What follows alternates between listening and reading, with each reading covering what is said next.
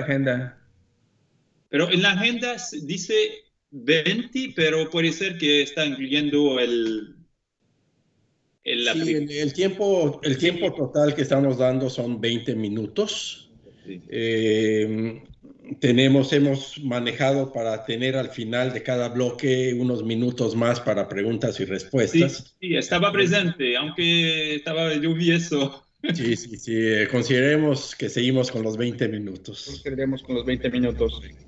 Ok, ¿puedes José Miguel, contarme? ¿quieres continuar con la moderación de este bloque? ¿Yo? Sí. ¿O quién? Perdón, ¿quién iba? ¿José Miguel? Adelante, José Miguel. Adelante, bueno, pues Pierre, bienvenido Pierre a esta 15ª edición de CEMEXCAN.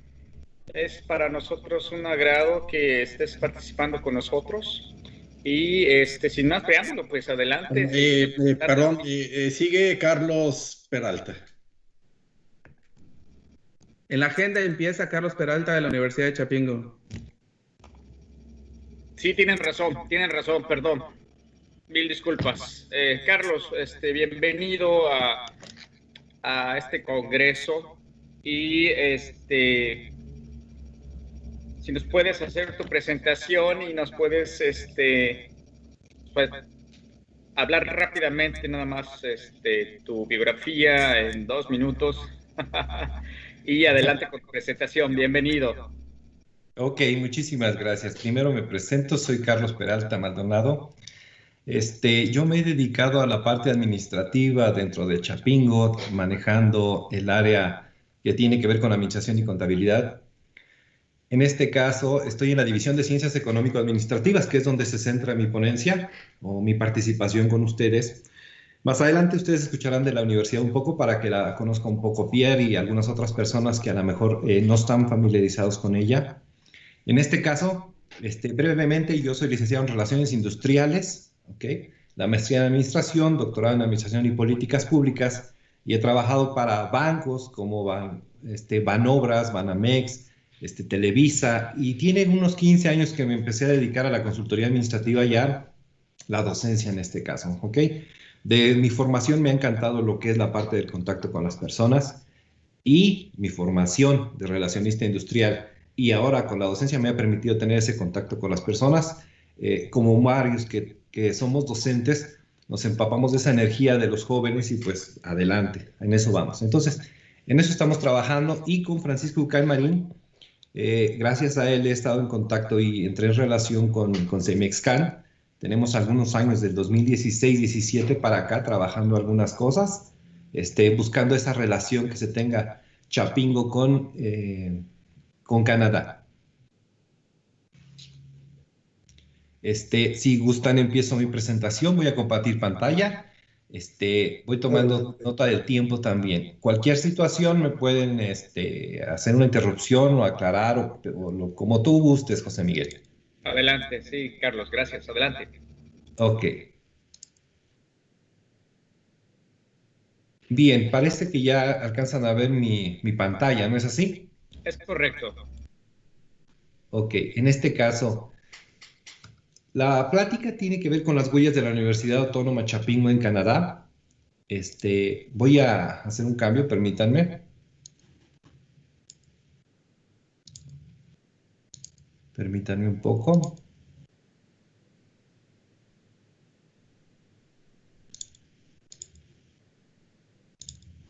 Es que estoy trabajando con 2 monitores y esto es un poquito complicado, ¿eh? Permítanme. Ok. Voy a manejarlo de la siguiente manera. Si no los alcanzo a apreciar bien, ustedes me dicen. Bueno, empezamos. ¿Qué ocurre con la Universidad Autónoma Chapingo? Vamos en este caso a platicar que la Universidad Autónoma Chapingo tiene 166 años. ¿Ok? La Universidad Autónoma Chapingo en sus orígenes fue la Escuela Nacional de Agricultura, o ENA.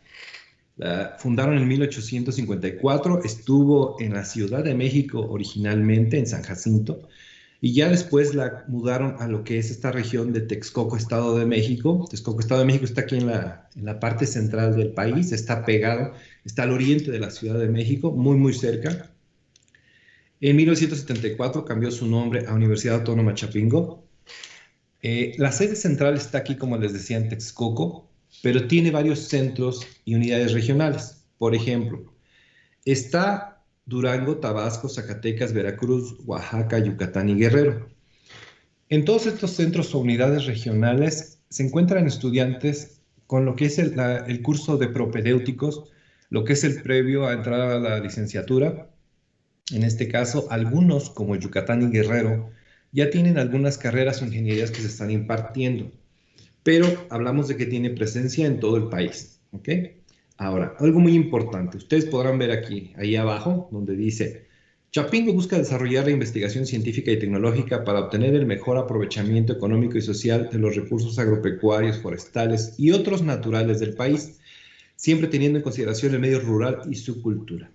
Ese es uno de los enfoques que distingue a Chapingo de otras instituciones educativas a nivel superior de nuestro país, en México.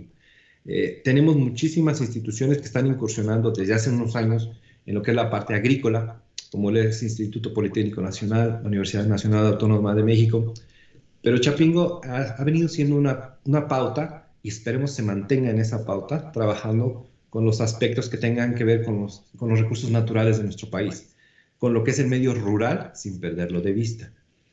En esta diapositiva ustedes pueden ver una pequeña imagen en donde fue la inauguración de la Feria Nacional de la Cultura Rural. Ahorita les platico un poco acerca de eso. Cuenta con 10.550 estudiantes en sus diferentes niveles y un dato muy importante. Estos estudiantes provienen de todas las entidades del país. Es decir, que tenemos estudiantes que vienen desde Mérida, Yucatán, hasta San Quintín, Tijuana, Sonora, Chihuahua, Monterrey, Oaxaca. De todas las entidades se encuentran con estudiantes. Esto le da a Chapingo una diversidad cultural enorme, enorme. Ahora, otro dato importante. Existe una política de compromiso social que consiste en dar oportunidad especial de ingreso a estudiantes de zonas rurales, con énfasis en alumnos provenientes de alguno de los 62 grupos étnicos del país y de escasos recursos económicos. ¿A qué se refiere? Una de las políticas de Chapingo también es que brinda educación abierta, pero tiene preferencia a algún estudiante que pertenezca a alguna de estas etnias, ¿ok? A alguno de esos grupos étnicos, y que además esté en condiciones de situación de pobreza extrema. Tenemos estudiantes que han desarrollado toda su capacidad en la institución y que si no fuera por la Universidad Autónoma Chapingo, no hubieran podido desarrollarse en su medio, en su zona original. Ya que existen dos tipos de situaciones. Existe la beca para estudiantes una vez que ingresan y existen los becados internos, perdón. Estos tienen derecho a alimentación, hospedaje y otros servicios asistenciales. Y los becados externos, que solo se les proporciona un apoyo económico mensual y viven alrededor de la universidad. Chapingo creo que es la única universidad que tiene un modelo parecido a Estados Unidos y otros países en donde el estudiante está al 100% y de tiempo completo.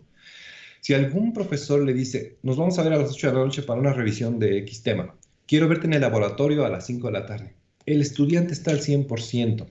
Repito, desayunan, comen, cenan en los comedores de la universidad.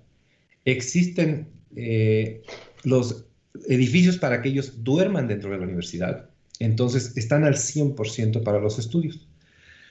Chapingo es una institución muy noble, cuenta con muchísimas licenciaturas e ingenierías, pero me centré en esta diapositiva con lo que son los posgrados. El posgrado, porque eso sería algo que nos puede interesar a todos, en este intercambio académico, tecnológico, científico que se pueda tener con Canadá y que se está teniendo actualmente también. Pueden ustedes ver, por ejemplo, las maestrías Ciencia y Tecnología Agroalimentaria, Ciencias en Agroforestería para el Desarrollo Sostenible, Ciencias Forestales, Economía Agrícola y de Recursos Naturales, Estrategias Agroempresariales, Ciencias de Horticultura, Ciencias en Innovación Ganadera, Ciencias en Protección Vegetal, entre otras. El enfoque es los recursos naturales de nuestro país y del mundo en general.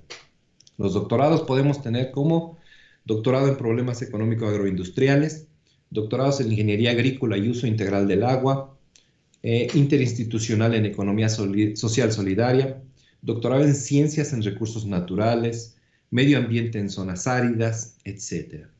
Entonces, Existe una oferta académica en Chapingo en donde existen intercambios académicos, vienen estudiantes de otros países aquí a estudiar con nosotros, recibimos estudiantes europeos, de Estados Unidos y Canadá muy poco, pero realmente vienen muchos españoles, argentinos, de Sudamérica, entre otros. Ahora, ¿cómo está Chapingo relacionado con el mundo? Existe el Departamento de Intercambio Académico y Asuntos Internacionales, que es el que está encargado de hacer esto, ¿ok? Cuenta con 65 convenios con el extranjero, ¿ok? Y estaba en proceso el proyecto Erasmus con la Comunidad Económica Europea. ¿Para qué? Nuevamente repito, para que existiera ese intercambio en donde recibimos estudiantes, nuestros estudiantes van a estudiar allá, ¿ok? Nuestros estudiantes han estado en Israel, en España, en Francia, en Alemania, en Japón, en Argentina, en infinidad de países, ¿ok? Y han sido muy buenas las experiencias que han obtenido cada uno de ellos y que cuando regresan le empapan a toda la demás comunidad, profesores, demás compañeros estudiantes, etc. Es muy rico toda esta parte del intercambio académico con el extranjero. Ahora, en Canadá, para centrarnos, dentro de esos esfuerzos individuales hay que mencionar la relación que se tiene con CIMEXCAN. En ese entonces, repito, el inicio fue con el doctor Francisco Cain-Marín, con esta relación con Chapingo. Se dio porque generaron investigaciones en diversas áreas agrícolas y económicas. Hay profesores que han estado ya haciendo investigaciones en Canadá, en alguna de las universidades con las que se tiene contacto y el contacto que se generó con CIMEXCAN. Cabe mencionar, por ejemplo, a la doctora Luz María Hermoso, que ha estado por allá trabajando en algunas investigaciones. Ella también fue una de las bases para generar este intercambio, ¿ok? Ahora, la siguiente fase que se busca es generar de manera oficial ese contacto o relaciones internacionales que se tienen con Canadá, con universidades. Hay muchísimas universidades en Canadá que pueden tener un potencial enorme para estos intercambios. Existió un convenio general de cooperación en ciencia y tecnología, duró 5 años con la Olds College en Alberta, pero no se renovó ese convenio, no sé qué situaciones hubo en ese entonces, del 2009 al 2014, pero se está buscando que nuevamente se busque de manera oficial esas relaciones. Cabe señalar que nuestros estudiantes obedecen a estos intercambios, pero en muchos casos ellos de manera propia, con su iniciativa, van, tocan puertas de universidades, se cuenta con el convenio, no se cuenta, vamos a ver qué podemos hacer, pero nuestros estudiantes son muy abiertos a que por su propio pie generen este tipo de situaciones donde, profesor, mire, existe esta oportunidad en tal país, como ve, vamos a contactar. Hace falta un poquito más de generar esa parte de organización en nuestra institución para que de manera oficial, como les comentaba, se dé esos intercambios. Los estudiantes de nuestra universidad hacen algo que se llama prácticas preprofesionales. Además de sus materias que llevan, hacen servicio social como en otras instituciones, pero algo que es diferente, hay 2 cosas. Además del servicio social, las prácticas preprofesionales es una oportunidad que ellos tienen para confrontar lo que dieron en su materia, en sus carreras, con lo que es el ámbito laboral. Para que los llevamos a que visiten empresas, a que les platiquen de viva voz en congresos, que les platiquen personas especialistas aspectos que ellos hayan visto en sus aulas. En mi caso, en la parte de la División de Ciencias Económico-Administrativas, en la parte de la licenciatura de Administración y Negocios, se lleva algo que es esta práctica preprofesional con un enfoque hacia el emprendimiento. Lo que buscamos es de que los estudiantes aprovechen las ideas que tienen para que desarrollen ideas de negocio y que aporten a la zona de donde son originarios. Esto es algo muy importante, ya que hay un potencial enorme. Les comenté que tenemos estudiantes de cada una de las entidades de la República y tienen ideas maravillosas. Más adelante les platicaré algunas. Bueno, les comenté que habían existido investigaciones previas con CIMEXCAN. Se ha venido participando con otros profesores, como mencioné, en congresos desde el 2009, pero tal cual una práctica preprofesional que es llevar a todo el grupo de esa carrera a generar visitas a empresas, pláticas con especialistas, no se había hecho a Canadá nunca. La primera se realizó en febrero del 2017 con un grupo, como ustedes están viendo, de la licenciatura en Administración y Negocios. Y eso fue un parteaguas enorme que generó muchas expectativas para los demás grupos. Después de esta visita, visitaron grupos de otras carreras como Comercio Internacional, como Economía Agrícola, entre otras, en donde se han llevado un buen sabor de boca. ¿Okay? Cabe señalar que siempre, por la parte de Canadá, de CEMEXCAN, de las personas que nos atienden, siempre hemos tenido un buen sabor de boca, siempre. Retos y oportunidades del emprendimiento. ¿Cuál era el objetivo, en este caso, de que los estudiantes visitaran Canadá? No solamente era que, en este caso, ellos fueran de paseo, como en algunas ocasiones pasa siempre en cualquier institución, sino realmente que ellos palparan el mundo real con algunas situaciones o algunas vivencias, como por ejemplo ustedes pueden ver ahí en la imagen, con el Centro Mars, ¿okay? En el Distrito Mars Discovery, con visitas a Victoria University y Toronto University. Han visitado desde la Agencia Espacial Canadiense, donde los recibió el doctor José Miguel Ramírez Olivos, en donde él comentó algo muy importante que voy a retomar ahorita. Él comentó en ese entonces que las visitas y acuerdos que se tienen hacen a ellos o a ustedes como canadienses, mexicanos que están allá, aportar de vuelta a nuestro país y a nuestros jóvenes esas oportunidades que se pueden y se tienen que brindar para las nuevas generaciones de estudiantes, ¿ok? Y que yo lo podría poner en palabras clave. Lo que estamos haciendo como docentes, ustedes como agrupación de CEMEXCAN, es generar expectativas en los jóvenes. También de oportunidades de negocio y vislumbrar nuevas áreas de oportunidad de investigación en cuanto a ciencia y tecnología. Pero en mi caso yo les puedo constatar eso. Los jóvenes que visitan Canadá y reciben este tipo de pláticas o esto, ¿qué huellas se han traído ellos? Expectativa. Cambiar su panorama. Abrir en este caso esa situación, ¿ok? De vislumbrar más allá de lo que ellos podían haber visto en un aula o en su medio social. Recuerdo algo muy importante que les platiqué. Muchos de nuestros estudiantes viven en una situación muy precaria de donde ellos son originarios, ¿ok? Ellos no hubieran tenido la oportunidad si no estuvieran estudiando en Chapingo. A algunos otros puede ser que en otras universidades, buscando el medio, poco a poco lo van sacando. Pero ellos en específico, en nuestra universidad y con el apoyo de CEMEXCAN, han generado esa expectativa, el generar qué puedo yo hacer por mi medio y cómo desarrollarme en este caso. Ahora, aquí tenemos dos imágenes, ¿ok?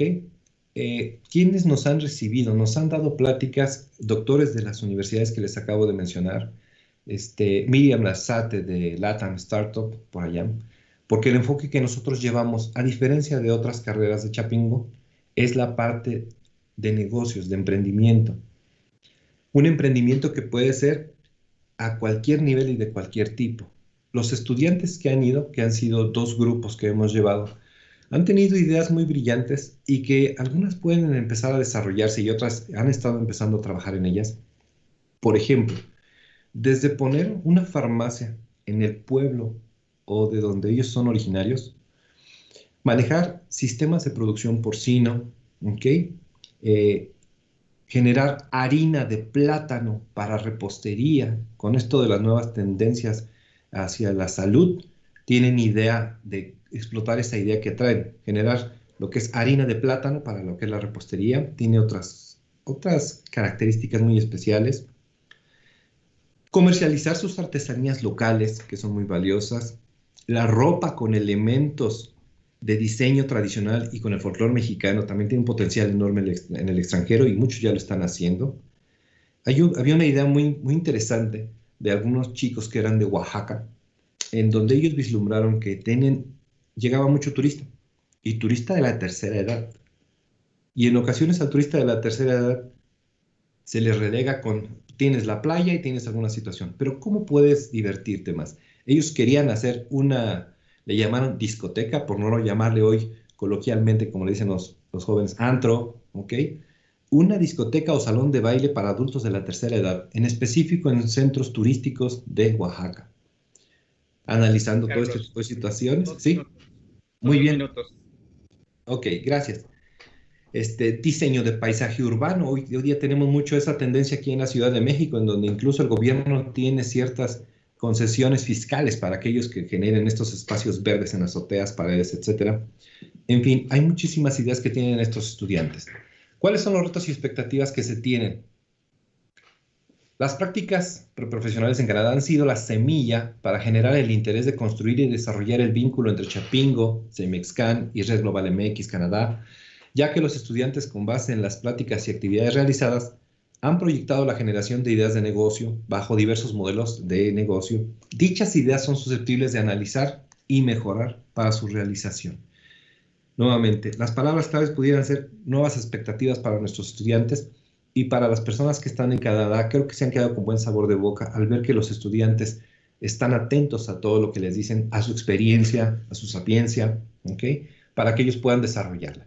Hay un dicho coloquial mexicano que dice, nadie aprende en cabeza ajena. Nuestros nuevos estudiantes creo que deben cambiar ese paradigma que quiere decir, debo aprender en cabeza ajena y así me voy a ahorrar muchísimo tiempo equivocándome en muchas cosas. Entonces, esa es la esencia y la huella que ha tenido Chapingo y de manera viceversa de Canadá con nosotros y nosotros con Canadá.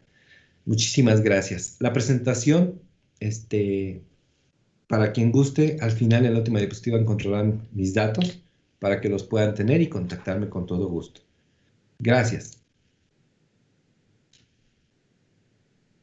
Muchas gracias Carlos Peralta por esta presentación y efectivamente también me queda también agregar que este lazo de CEMEXCAN con Chapingo y también con Red Global MX, Coordinación Canadá, ha llevado muy buenos frutos. Y hoy por hoy también en las redes sociales, Facebook, pues yo también tengo contacto con estos primeros estudiantes que llegaron de visita a la Agencia Espacial Canadiense y que, bueno, se llevaron muchas ideas a la cual, bueno, como la industria espacial también podría llevar a la agricultura, ¿no? Lo que se hace también en Canadá, y les gustó mucho. Muy agradecido y espero que sigamos con este lazo tan estrecho con ustedes. Muchas gracias. Al final vamos a dejar las preguntas y respuestas para poder dar paso a nuestro siguiente ponente. Por favor, muchas gracias, Carlos. Pierre-Gilles Bélanger, nuevamente bienvenido. Muchas gracias. Pierre viene de la Universidad de Ottawa y nos va a presentar algo muy interesante, ¿verdad? Qué es lo que está haciendo la Universidad de Ottawa y cómo está también este lazo, ¿verdad? Con CEMEXCAN y, bueno, también algo que nos va a anunciar. Bienvenido, Pierre. Adelante, el micrófono es tuyo y la presentación también. Muchísimas gracias, doctor José Miguel Ramírez. Gracias también a Francisco Ganmarín para invitarme, y su excelencia y todos, muchas gracias por invitarme. Voy a tratar de poner mi presentación. No estoy acostumbrado con Team, pero bueno, ahora yo voy, está aquí. ¿Ustedes pueden verla? Sí, se ve muy bien. Ok, perfecto. Voy a empezar. Y no voy a decir a Carlos que yo tengo interés en las clases de baile para la tercera edad, pero sí, yo tengo muchas edades. Eres muy joven, Pierre. Entonces, yo soy Pierre-Gilles Bélanger, merci beaucoup. Soy profesor a temps partiel en Derecho Civil, miembro investigador también en el Centro de Derecho Humano de la Universidad de Ottawa. Y no lo puse aquí, pero también con la edad, 30 años que estoy en el gobierno canadiense, en el Ministerio de la Justicia, y voy a jubilarme este año, creo yo. Pero bueno, no voy a jubilarme de mi relación con México y de América Latina en derecho, porque me pidieron de hablar de algunas implicaciones que nuestra facultad de Derecho tiene con México. Y entonces voy a aprovechar para hablar de 3 temas. Una clase que se llama, desde casi 10 años hoy día, el sistema jurídico político de América Latina y sus relaciones con Canadá. Voy a hablar también de la responsabilidad que tuvimos durante un poco más de 3 años de capacitación de los jueces mexicanos, particularmente en derecho humano después la reforma procesal penal. Y 3 del proyecto que está en construcción ahora con la oficina de la Universidad de Ottawa de investigación, un proyecto de investigación y capacitación con México y con otros países de América Latina también. Eso está involucrando expertos, alumnos y profesionales académicos también. Es un poco como el bebé de los 2 pasos primero, después tanto tiempo. Entonces, vamos a empezar con la clase, que es casi un programa. ¿Y por qué nace este curso? Principalmente por la ignorancia de los canadienses juristas, de juristas, los abogados, ellos que están trabajando en derecho, la ignorancia que nosotros tenemos o tuvimos con la espectacular evolución jurídica de América Latina después los años de dictadura o de gobierno perfecta o no perfecta, no estoy haciendo un chiste, pero de los gobiernos más autoritarios. Y de ver cómo de pasos de grandes civilizaciones en un momento duro que pasaron de manera exponencial con el derecho a una interpretación de derecho humano espectacular. Dando espacio a las víctimas, mecanismo alternativo de resolución en derecho penal que no tenemos aquí. Entonces, tenemos una ignorancia. Y yo puedo decir también, de alguna manera, de la ignorancia también del mundo jurídico canadiense de la parte de América Latina. Cuando, por ejemplo, cuando hablamos del gobierno norteamericano, me llama siempre la atención, ¿a dónde está este gobierno? No existe el gobierno norteamericano. Bueno, y más que eso, para los temas nuevos, modernos que tenemos en común, que sea en derecho humano, que sea en derecho indígena, ambiental, etcétera, las mujeres, LGBTQ, tenemos mucho tema que muy padre de hablarlo de una manera. Aquí en la foto tenemos profe mexicanos, profe canadiense, alumnos mexicanos, alumnos canadienses. Esta mezcla es espectacular de hablar solamente de un tema como la libertad del periodismo, del lado, del ángulo, es tanto diferente de un país o de una región a otra. Y eso es tan, no sé cómo decirlo, enriquecida, muy rica. Ahora, desafortunadamente, perdimos la alianza con México, súbitamente, y por eso que yo estoy aprovechando el momento de tener mexicanos aquí.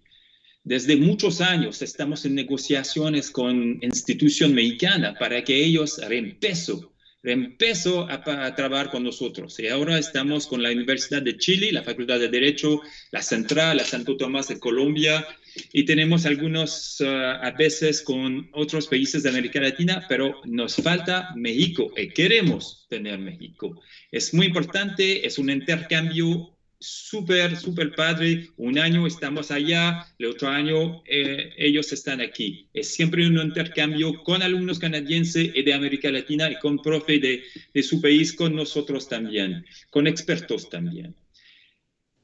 Yo les estoy hablando un poco de la particularidad de esta clase porque no es solamente de hablar del artículo 25 del Código Civil de un estado o de un país.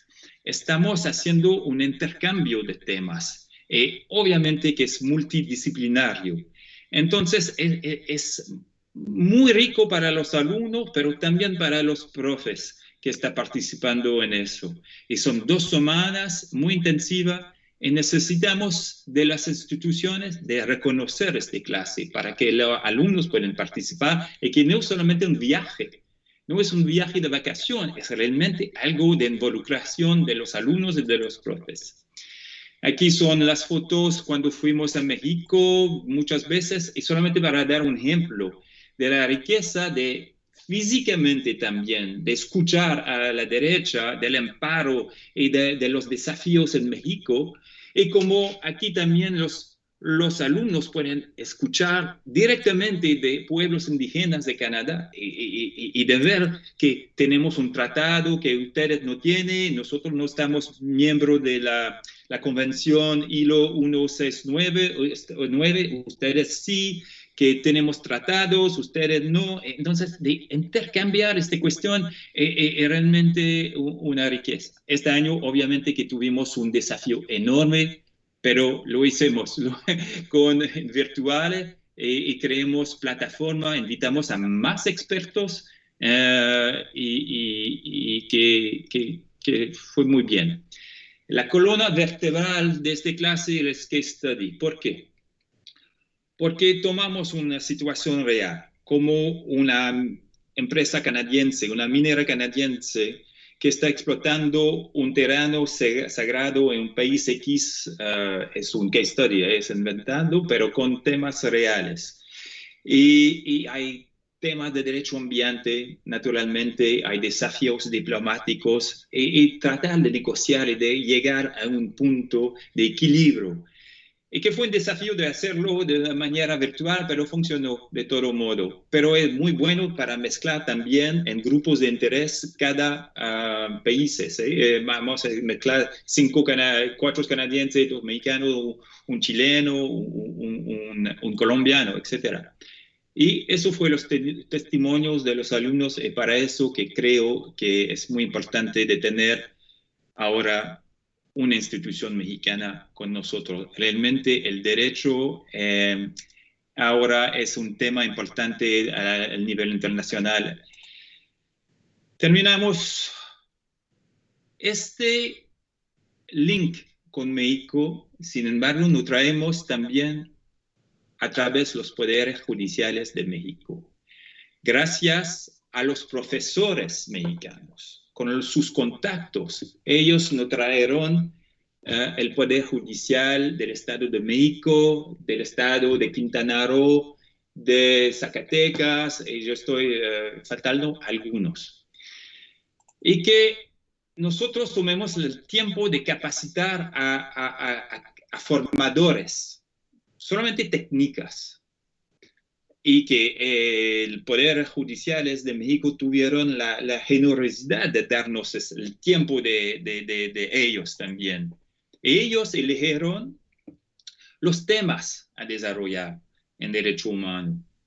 Obviamente fueron 3 niveles, pero usted puede ver que son grupos vulnerables. Es muy importante para México, con el artículo 1, la Constitución, sí, ustedes tuvieron una reforma importante en 2008 en derecho penal, pero en 2011 también muy importante cuando el artículo 1 está diciendo claramente que necesitamos interpretar con las normas internacionales del derecho humano. No estamos dando clases a los jueces, no tenemos esta pretensión. Lo que estamos haciendo justamente es de intercambiar experiencia, ideas, como alumnos al final. Y aquí yo tomé esta foto a la derecha porque tenemos magistrados y jueces que están de manera lúdica, de manera lúdica, tocando aquí que probablemente es el derecho a la mujer, creo yo, o puede ser otro tema de discriminación, que toda la gente va a decir, yo no tengo discriminación, pero de vivirlo, de hacer físicamente este ejercicio, son un ejemplo a donde la gente puede tomar en cuenta que sí hay momentos que no utilicé suficientemente el derecho humano o yo tuve un tipo de distinción dentro de mí. Y eso son cosas como eso que hicimos con los jueces y que la verdad, la evaluación fue muy, muy, muy padre. Ellos pudieron venir aquí también y hicimos conferencia después y fue un éxito. Ahora, ¿a dónde voy con eso? ¿Y por qué tengo una foto de Santiago con millones de personas aquí?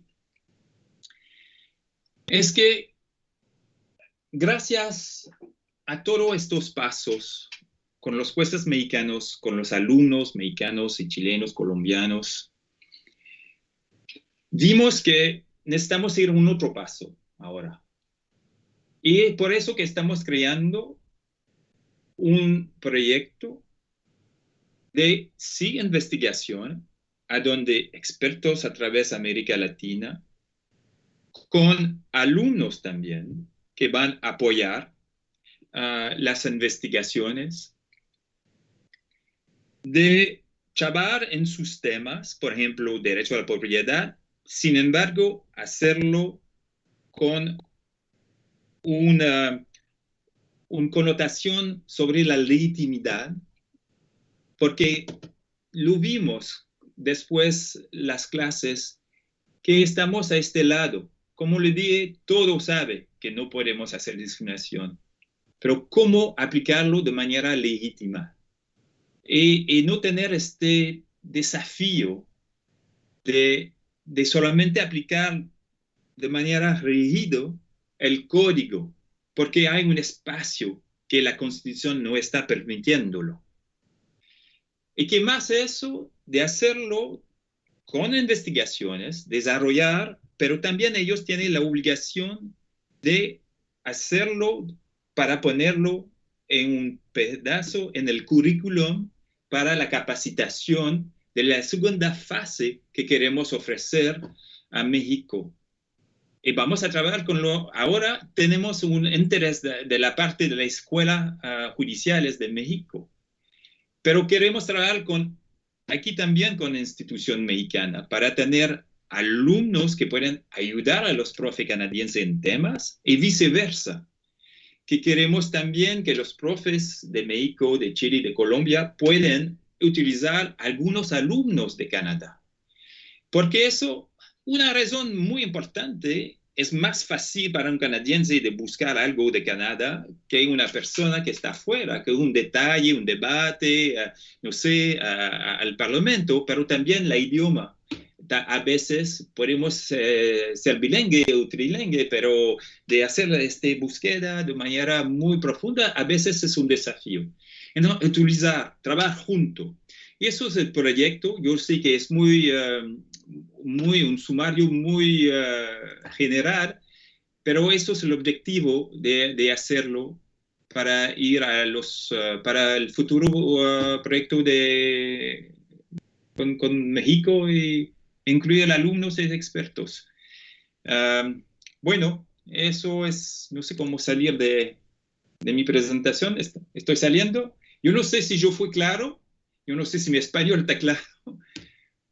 Y yo sé que estoy haciendo también una llamada. Puede ser un poco de auxilio a los mexicanos que tienen contactos, pero creo que el próximo año deberíamos tener mexicanos en nuestros proyectos. Gracias. Muchísimas gracias, Pierre. Muchísimas gracias. Excelente, ¿no? Tu español es perfecto. Me gustó mucho el término muy padre. Ya lo adoptaste, ya tienes el contexto. Eso dice mucho. Felicidades, Pierre. Y bueno, pues es un gusto. Otras palabras, pero son prohibidas. Tan interesante. Sí. Exacto. Y en este momento, dado que la Universidad de Chapingo y también Pierre, los dos primeros ponentes, me gustaría abrir ahorita 5 minutos también para un par de preguntas. Luego pasaríamos también con Rafa Pulido, que ya está ahí conectado. Un gran saludo para Rafa desde España. Gracias, un gran connacional muy sobresaliente, pero bueno, pasamos ahorita si les parece bien, 2 preguntas, 3 preguntas, adelante, bienvenidos. Sí, adelante, embajador, el micrófono es suyo. Muchas gracias y muchas gracias a a los ponentes, a Carlos Peralta de la Universidad de Chapingo y a Pierre Gilles de la Universidad de Ottawa. Con la Universidad de Chapingo tenemos en la embajada una buena cooperación en muchos temas. Uno de ellos es visita de estudiantes a quienes vienen a la embajada y tenemos año con año un diálogo con ellos y esperamos que les sea útil. Hablamos sobre la relación bilateral, en fin, y temas que a ellos les interesan. Cada año lo hemos tenido y esperamos poderlo seguir teniendo en cuanto se levanten las medidas sanitarias y las prohibiciones de viaje. Pero podemos también organizarlo de esa manera, a distancia, y mantener los diálogos. Entonces ofrezco a la Universidad de Chapingo que si quieren seguir teniendo esos diálogos, podemos tenerlos en todo momento con la Embajada de México. Y a Pierre, decirle simplemente que estamos a las órdenes, muy clara la presentación, y me gustaría entrar en contacto contigo, Pierre, para ver cómo podemos concretar este proyecto, que se restablezca la cooperación en los programas que te refieres. Entonces, pues le pediré a Francisco Ucán Marín si me da tu teléfono para llamarte esa semana y nos podemos ver ya sea por internet o en persona y definir cómo podemos hacer el programa para explorar la posibilidad de reanudar un tipo de cooperación. Y como decías que el año que entra, supongo que te refieres al año que entra escolar, es decir, en septiembre, pues haya también ya un programa con mexicanos, ¿no? Entonces, con todo gusto, cuenta con la Embajada de México. Muchísimas gracias, Su Excelencia. Normalmente esta clase es el fin de julio, tenemos un poco de tiempo, pero el tiempo es siempre poco. Pero muchas gracias. Lo voy a enviar mi teléfono a Francisco. Sí. Perfecto. Con mucho gusto. Gracias. Y yo sé que usted es un gran abogado de derecho humano, entonces me da mucho más felicidades. Eso, gracias. Muchas gracias. Igualmente, muchísimas gracias, embajador. Sí, nos han recibido muy bien en la embajada cada año con los diversos grupos, acomodándonos de acuerdo al espacio físico que se tiene, pero excelente las atenciones y es muy buena su propuesta que usted tiene acerca de utilizar estas nuevas tecnologías para seguir con esa continuidad. Muchísimas gracias. Bienvenido. Muchas gracias. Muchas gracias. Y aquí yo tomo una pregunta rápidamente para Pierre dentro del chat. Pierre dice, ¿hay algo de avance en materia jurídica desde la parte de la conservación del ambiente? ¿Pero a dónde? Eso dice Leonardo Cabrera, pregunta. ¿En qué país internacional?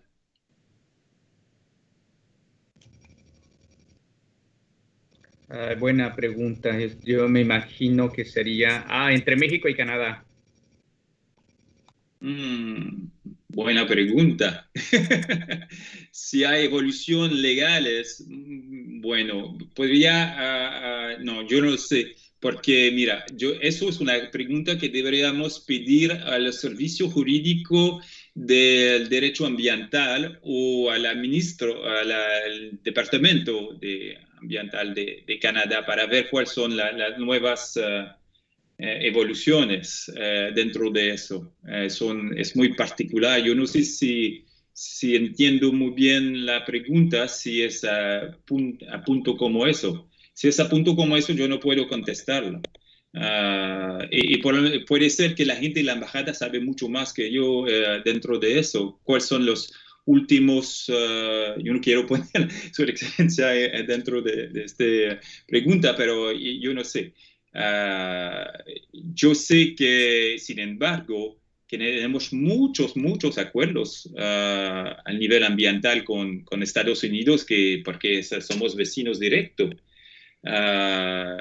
Y hay muchos acuerdos, obviamente, con la AERE por las usinas.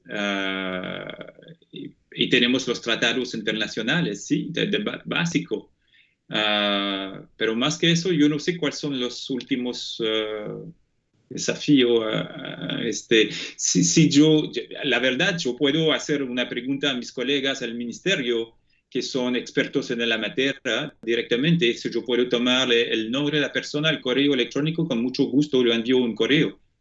Esta semana yo puedo hacerlo sin problema. Ellos con mucho gusto van a contestar.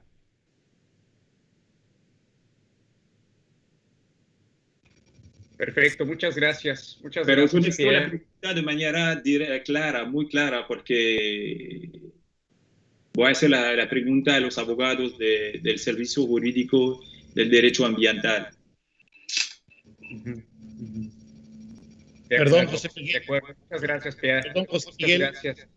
Sí. Perdón, si entendí bien la pregunta, es los intercambios legales en materia de medio ambiente, cambio climático. El avance, a la pregunta que yo tengo aquí decía el avance exactamente en los acuerdos. Déjame decirte, si hay algún avance en materia jurídica desde la parte de la conservación del ambiente. Me imagino que exacto, es el ambiente. Como bien decía Pierre, hay muchos programas, tenemos comisiones trilaterales, México, Estados Unidos, Canadá. Se trabaja además a nivel internacional dentro de las famosas conferencias COP, las conferencias de las partes del Tratado sobre Adaptación y Mitigación del Cambio Climático, y hay diversos programas bilaterales Canadá-México, como lo hay de México con otros países. Entonces, la persona que hizo la pregunta, si gusta, podría dirigirnos un correo a la embajada y le podemos ampliar ya más en detalle en qué estamos en este momento en materia de cooperación, pero desde luego es un tema que está presente en el mundo y en el caso de México, en Norteamérica trilateral y a nivel bilateral, además de lo que se hace en el ámbito multilateral con todos los países del mundo.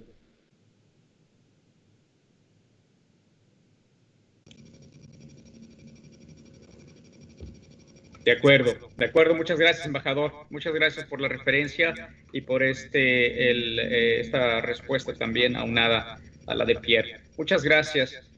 Por este momento, nuestro siguiente invitado, Rafa, gran connacional y gran amigo desde España. Francisco Aucán, te cedo la palabra, por favor, para que nos hagas favor de presentarnos a nuestro siguiente ponente en este 15º aniversario de CEIMEXCAN y que lo estamos haciendo y lo estamos celebrando todos juntos. Adelante, por favor, Francisco. Muchas gracias. Gracias a todos. Las pláticas muy interesantes. De hecho, usualmente dejamos las preguntas al final de toda la sección, pero dado que son preguntas que requerían un poco de interacción, estamos contentos con eso. Así que le pedimos una disculpa a Rafael, que andamos 7 minutos atrás de tu entrada. Pero como mencionaba José Miguel, Rafael vive en Europa, está en España. Él ha trabajado mucho en la comunidad mexicana en Europa y fue coordinador de la región Europa, de la red global, hasta hace poco. Pero dentro de las capacidades y habilidades que tiene Rafael, además de organizar, es un gran comunicador. Frecuentemente colabora con diferentes columnas en periódicos en México y en este momento ya estaremos sobre esa dinámica de la plática. Está escribiendo bueno, ya escribió, está por presentar el libro. Y esta, más que una presentación, esta va a ser una interacción entre preguntas y respuestas con Rafael para que vayamos hablando de las huellas de los mexicanos en Europa. Rafa, si quieres empezar con una breve reseña de lo que es tu formación y cómo es que entraste a colaborar con la diáspora de los mexicanos en el exterior. Claro que sí, Paco. Antes que nada, muy buenas tardes para todos. Por acá ya son buenas noches. Aquí son casi las 9 de la noche. Pues sí, ya son 13 años de un servidor viviendo aquí en Madrid. Yo soy de Ciudad Victoria, de Tamaulipas. Soy ingeniero industrial y me vine a finales de 2017 a estudiar un posgrado en temas de calidad, sistemas de gestión de calidad. A partir de ahí estoy trabajando desde ese momento en el sector ferroviario, en todo lo que tiene que ver con alta velocidad, trenes de alta velocidad aquí en Europa. Y bueno, ya es un poco el modus vivendus que tengo, y desde 2012 empezamos a buscar colaboraciones con la comunidad mexicana, ¿no? Entonces iniciamos con el proyecto en aquel momento de Red de Talentos Mexicanos. Iniciamos con lo que fue aquí en España. Estuvimos aquí en España desde 2012 aproximadamente hasta 2017. Luego se me se me brindó la oportunidad de estar como coordinador, como bien dice Paco, en la región Europa, donde coincidimos ahí como coordinadores globales y pues bueno, fue un honor para mí pues coordinar los 22 capítulos de la Red Global MX en Europa, entender las distintas realidades que existen de los mexicanos que vivimos en Europa. O sea, somos alrededor de 120,000 mexicanos de acuerdo a las estadísticas del Instituto de los Mexicanos en el Exterior de 2017, que es el último registro que se tiene. La mayoría de mexicanos pues están por obvias razones aquí en España. Se habla de 52,000 mexicanos que vivimos aquí en España. Ahí hay que tomarla con cierta cautela porque pues el tema de la doble nacionalidad entre México y España es un factor a considerar.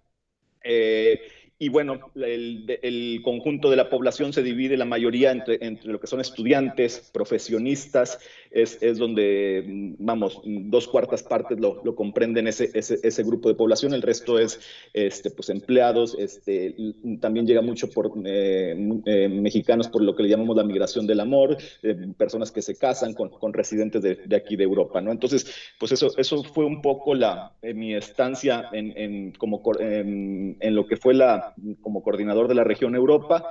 Terminé justo a inicios de este año y pues bueno, pues con esta pandemia pues siempre viene de alguna manera, pues lejos de verlo como con pesimismo, que es un problema y que es una situación complicada para todos, dije, pues es el momento es el momento de hacer las cosas para las que nunca tienes tiempo, ¿no? Entonces es por lo que justamente ya me puse con el libro de Bitácora Migrante, que está a punto de salir, ya está en fase de finalización y esperamos que salga ya publicado a final de este mes.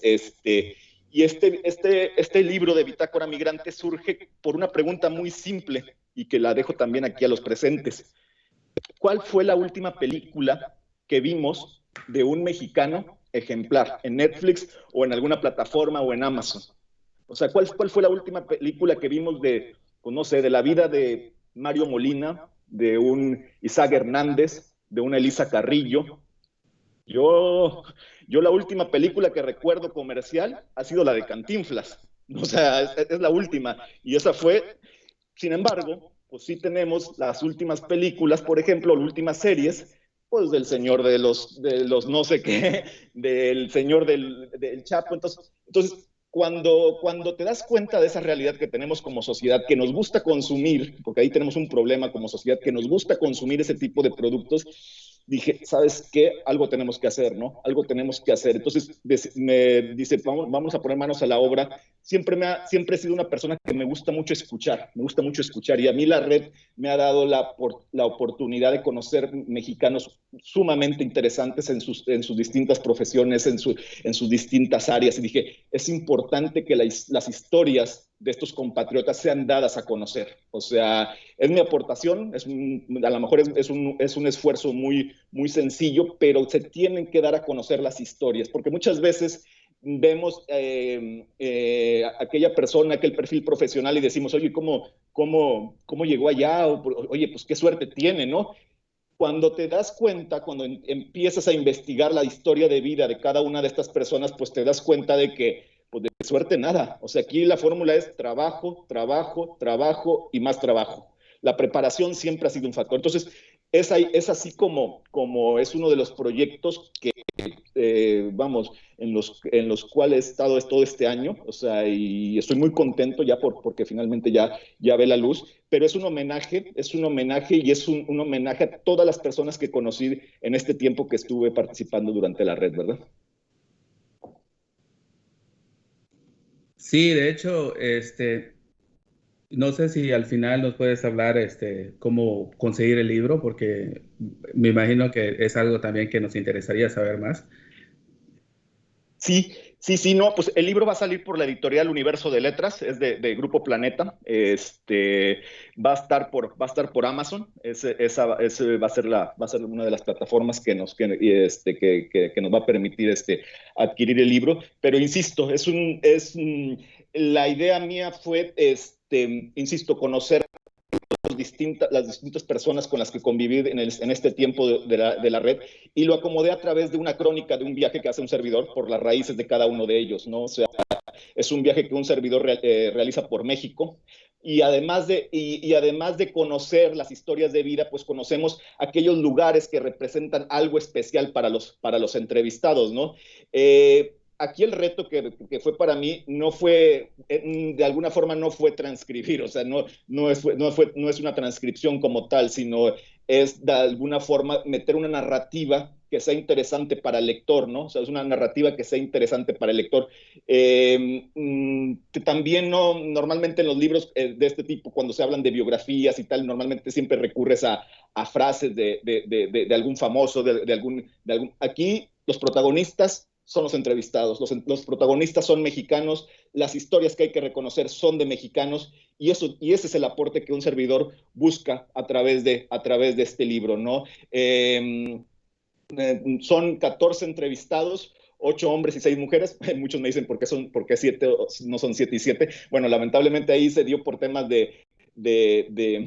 ¿cómo se llama? De espacio, o sea, no se pudo ahí al final hacer las agendas, pero la idea era que justamente fueran 7 y 7 personas. Tengo la intervención del embajador Iván Sierra, del Instituto de los Mexicanos del Exterior, del cónsul de México en España, de Isaías Nogués, y del secretario técnico de la Comisión de Relaciones Exteriores del Senado. Es decir, es un libro que está bien formado, está súper estructurado, y pues ojalá que cuando se presente pues les tengan la oportunidad de leerlo, y bueno, pues insisto, a ver si les gusta un poco lo que se plasma en este trabajo, ¿verdad?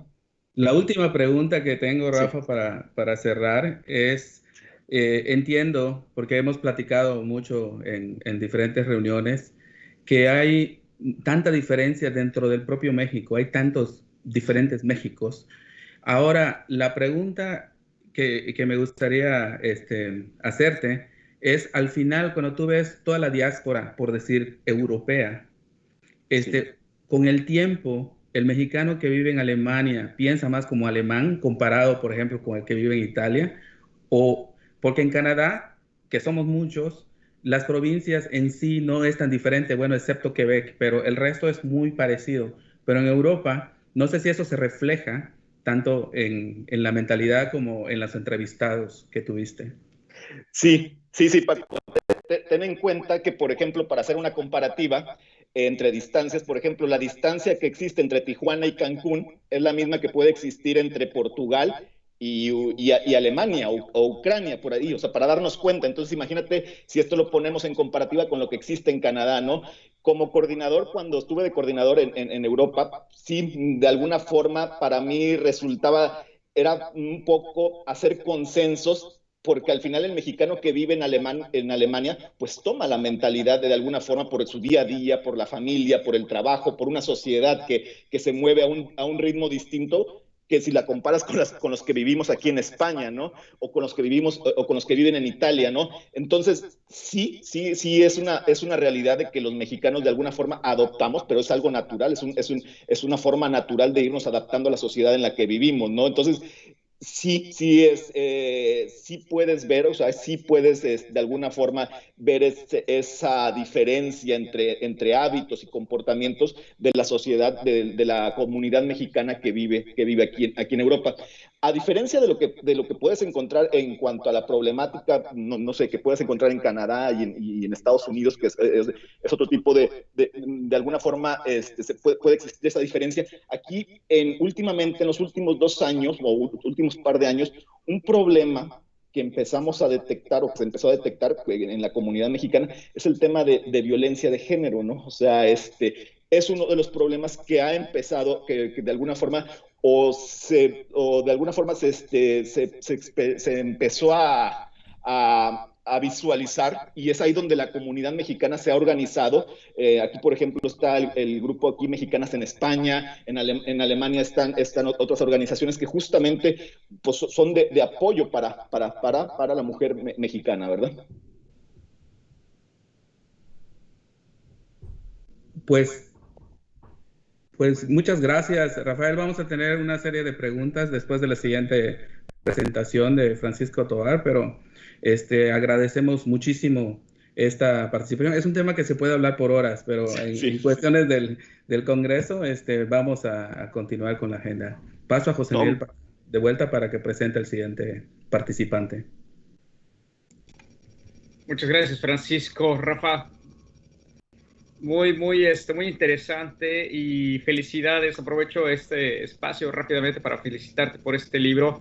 Ya lo queremos tener, ya lo quiero tener para ver el resultado que haces y pues felicitarte por esta idea. Muchas gracias. Va a dar una idea cómo estamos exactamente integrados los mexicanos y efectivamente, inclusive aquí en Canadá, cómo nos adaptamos, cómo nos mimetizamos. Ese sería el tema, ¿no? La descripción que yo le pondría. Muchas gracias y bueno, te invitamos a seguir con nosotros, por favor, para el final de nuestro siguiente ponente, Francisco Tovar. Vamos a tener un espacio pequeñito para preguntas y respuestas. Adelante, pues entonces seguimos con Francisco Tovar. Él también es de Red Global, precisamente coordinador de Asia, y nos va también a platicar un poquito de qué es lo que están y cómo están los mexicanos en Asia, en esta que conforma varios países. Adelante, Francisco, bienvenido. El micrófono es tuyo. Muy bien, muy buenos días. Estoy un poco perdido con el tiempo. Días, noches a todos. Por favor, avísenme si pueden ver mi presentación. Yo los saludo desde Australia. Son las 6 de la mañana, me parece, en domingo. Y pues con mucho gusto de estar aquí participando. Yo conocí a varios de ustedes en la última región que se hizo de la Red Global allá en Tequila, Jalisco. Y bueno, desde ese tiempo han pasado cosas muy interesantes en el mundo y a nivel Australia, y para mí es un placer presentar lo que estamos haciendo en un poco región Asia, pero me voy a enfocar mucho en lo que es mi capítulo, ¿no? La región Asia-Oceanía se compone por básicamente 7, 8 capítulos. Hay un número China, Japón, Nueva Zelanda, Australia, Singapur, Hong Kong, Corea del Sur e Israel. Es una región interesante en el aspecto de que estamos un poco dispersos. No es como Europa, que en un tren puedes visitar varios capítulos, pero bueno, es una región que tiene un uso horario parecido en la cuestión vertical, y ahí es como nos comunicamos y tenemos varios pues grupos de WhatsApp por proyectos y por región. Los sectores que principalmente, bueno, estamos estratégicos tenemos proyectos de investigación. Yo soy académico en una universidad en Australia, y ahí tenemos proyectos de lo que es investigación, ciencia, academia y tecnología. Mi tocayo Paco en China, él pues está muy dedicado a la parte de negocios a innovación, nuevas empresas en la parte de China, una persona muy activa, muy interesante. Tiene por ahí también varios, pues una serie de videos en YouTube. Lo mismo que la región Singapur, también muy activos. Japón, bueno, me imagino que ustedes han escuchado de Cristian Peñalosa, una persona también muy activa en la cuestión de robótica. Proyectos también tenemos de responsabilidad social e industrias creativas.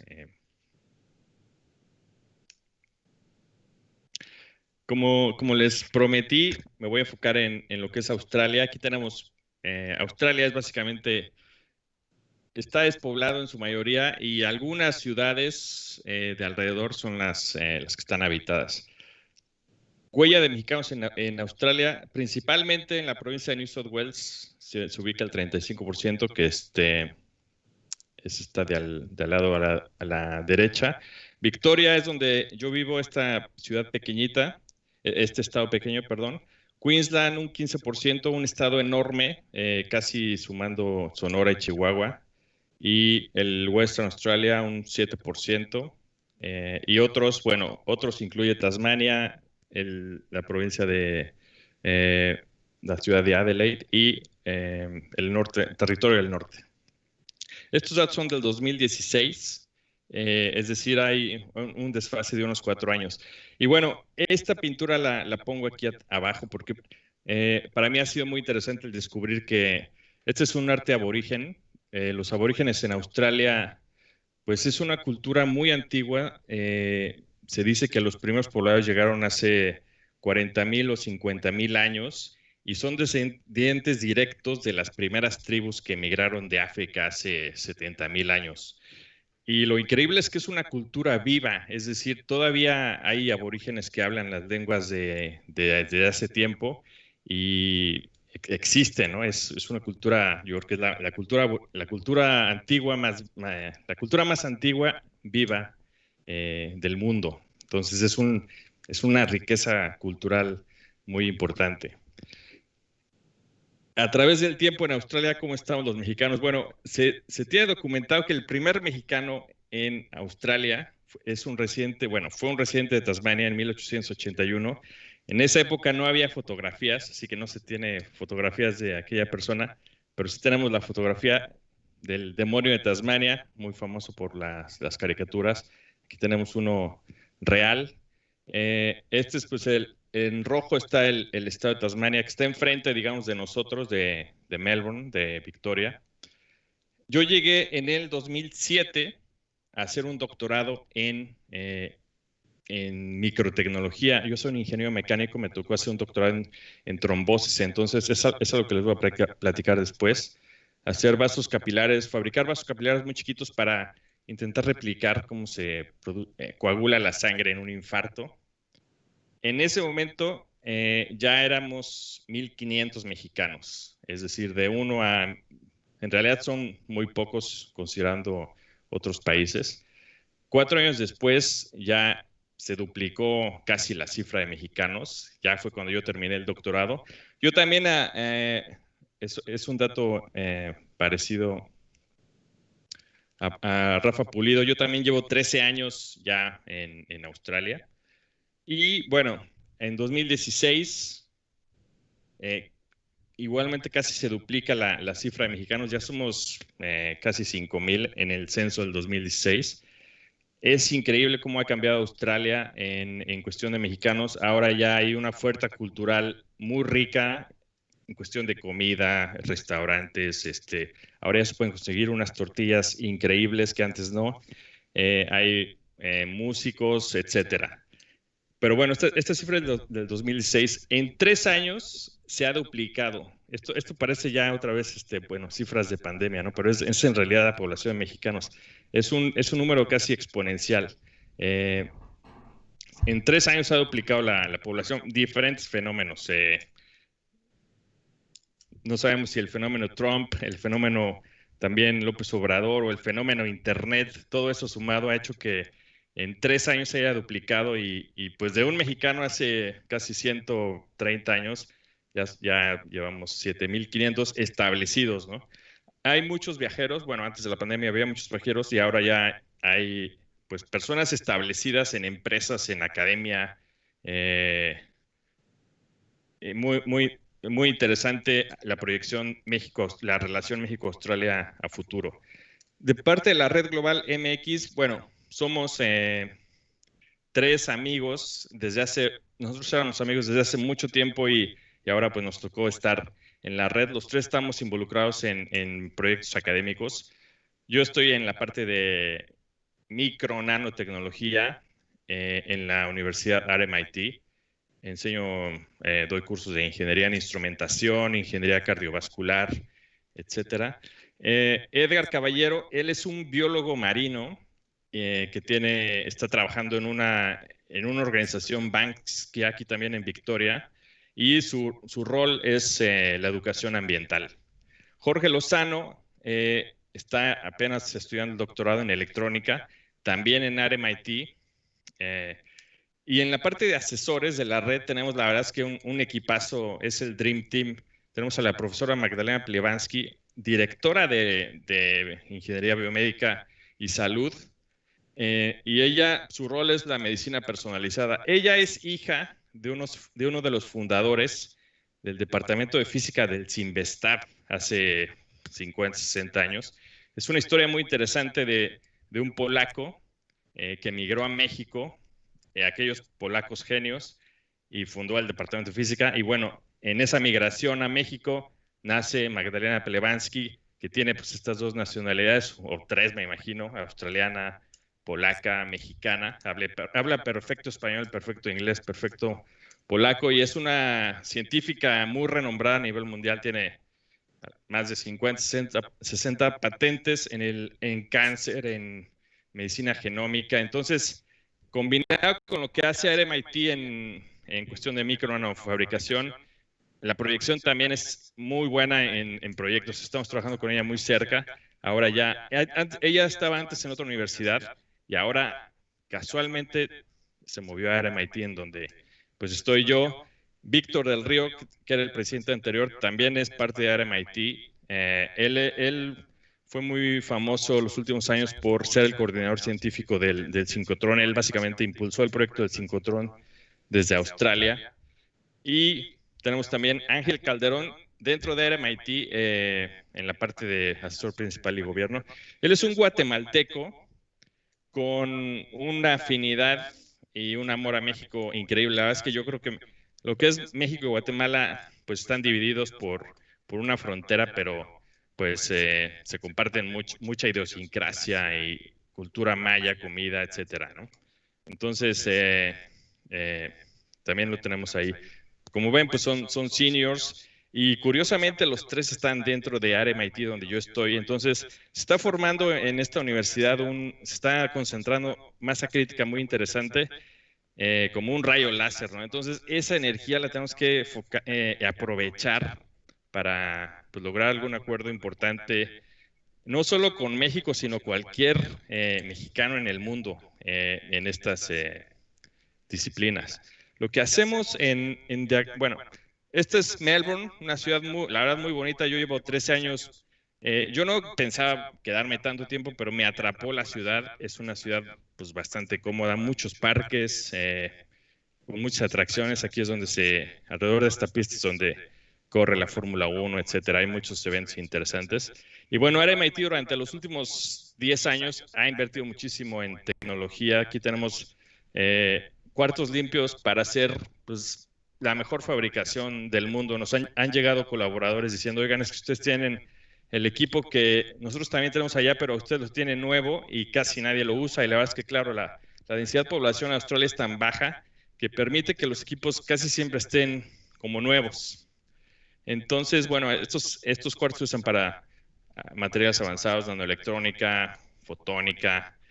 Por ejemplo, esta capsulita que ven a la mitad, es una cápsula que uno se toma y tiene sensores que transmiten información de cómo se van generando los gases de la digestión, y se transmite vía wireless, vía inalámbrica, pues cómo van siendo gases producto de la digestión.